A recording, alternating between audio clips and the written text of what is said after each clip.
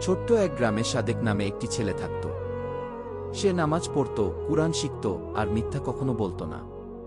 একদিন স্কুল থেকে ফেরার পথে সাদেক দেখল রাস্তার পাশে একটা মানিব্যাগ পড়ে আছে। সে সেটি তুলে নিয়ে বাড়ি চলে এলো এবং আম্মুকে দেখালো। আম্মু জিজ্ঞাসা করলেন, মানিব্যাগটা কোথা থেকে পেলে? সাদেক বলল, রাস্তার পাশে পড়েছিল আম্মু। আমি কাউকে না দিয়ে নিজে নিয়ে এসেছি যেন হারানো লোকটাকে ফেরত দিতে পারি। আম্মু খুশি হয়ে বললেন, তুমি খুব ভালো কাজ করেছ। এখন আমরা মসজিদের মাইকে ঘোষণা দিতে পারি। সেদিন মাগরিবের নামাজের পর মাওলানা সাহেব মাইকে ঘোষণা দিলেন, আজকে একজন সৎ ছেলে রাস্তা থেকে একটি মানিব্যাগ কুড়িয়ে পেয়েছে। যার মানিব্যাগ হারিয়েছে সে মসজিদে এসে সঠিক প্রমাণ দিয়ে তা নিতে পারে। পরদিন রহিমের বাবা এসে বললেন, আমার মানিব্যাগটা কাল হারিয়ে গিয়েছিল। এর ভেতরে কিছু টাকা আর আমার আইডি কার্ড ছিল। সাদেক মানিব্যাগ খুলে দেখল, আইডি কার্ড মিলে গেল।